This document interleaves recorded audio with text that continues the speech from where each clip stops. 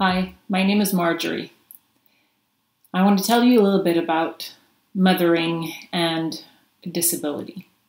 So first of all, I think what's important for everyone to know is that when I was about 20, this is when I met my first mom with an intellectual disabilities. And for me, it was very significant. I'll call her Julie. So Julie was a mother of two beautiful, rambunctious kids, a daughter and a son. And I was supporting her daughter in camp to include her and integrate her into camp.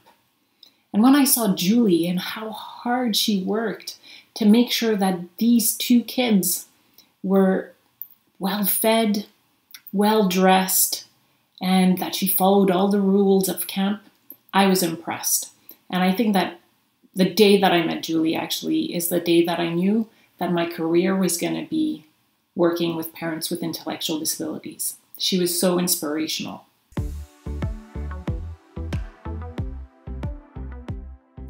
You know, I was doing my thing and working and advocating for parents when I became a mom. And then when my son was 16 months old, I had a car accident. And so I became a mom with a disability, with a physical disability, because I acquired a spinal cord injury.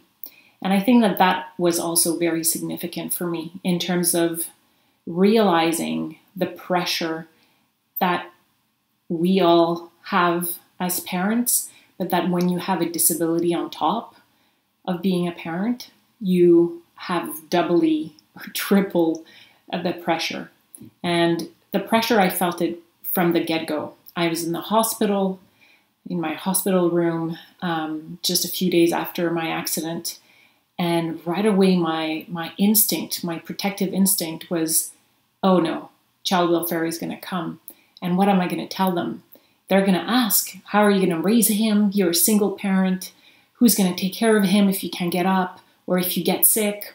And so I started making a list of all the concerns that child welfare could have.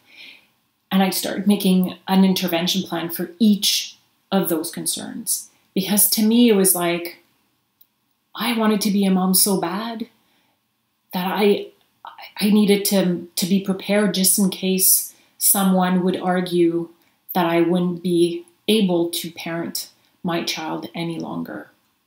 And that was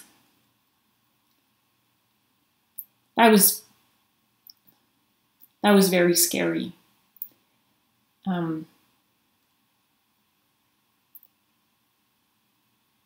Yeah, those were probably the scariest moments in my life, when I thought that because of an accident, maybe I wouldn't be considered as a good parent, even though my intentions are good, even though I have my ideas and my dreams of how I want to raise my son. And I wanted to raise him. I didn't want somebody else to do that for me. He was my son. He is my son.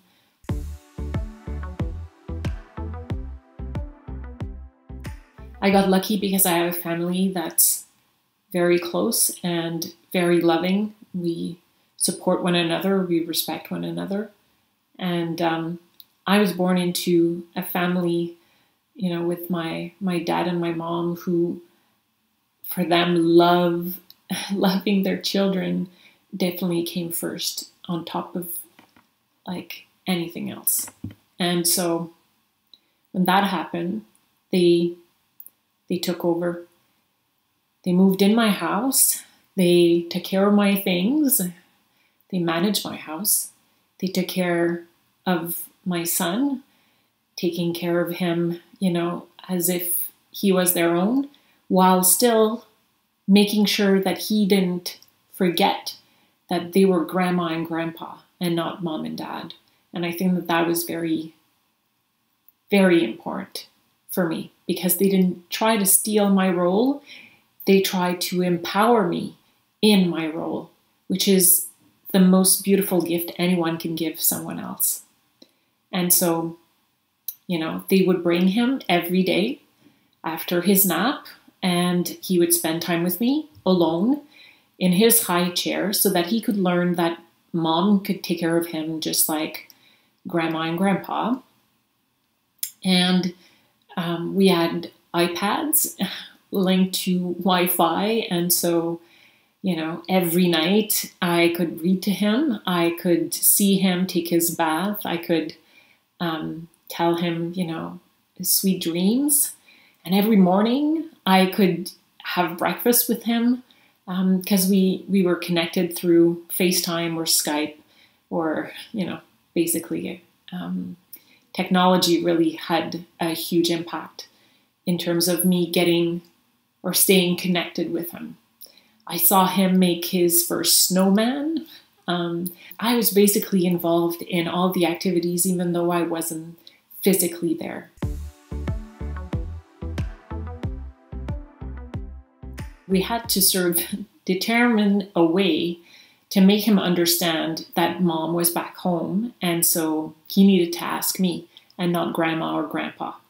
So the way we did it was that we made sentences very, very long. So when he would ask grandma for something, grandma would say, oh yeah, you want some cheese. Thomas wants some cheese.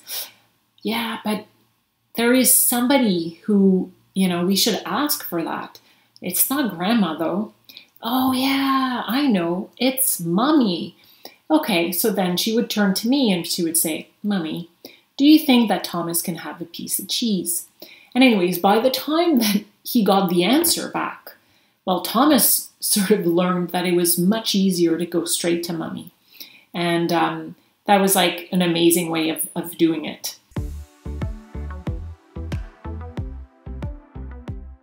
We also often say that kids who are born or raised within a family where there's disability, have less advantage. Or that maybe, it's going to be to their detriment in terms of their development. What I've seen in my families, I've seen very resilient kids. What I see in my family with Thomas is that he has developed some strength that are beyond. And one of them is creativity. He's built, wheelchairs in Lego to show sort of accessibility and to make sure that his play reflected his life. He has a sense of fairness and justice that's heightened because he can see all the places that's not accessible. And he's advocated for me in the past and advocated for himself too.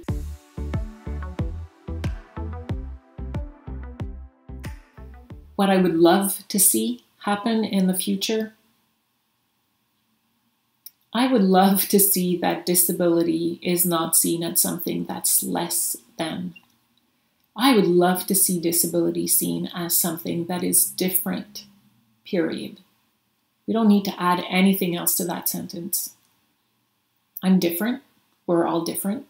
We can be different in terms of all our cultural background. We could be different in terms of our values. We could be different in many different ways. And disability is just one of them. But if we made society as a whole universally accessible, then disability wouldn't need to be less, because it would just be different but still able. Because if my environment is accessible and inclusive, then I am as able as anyone else.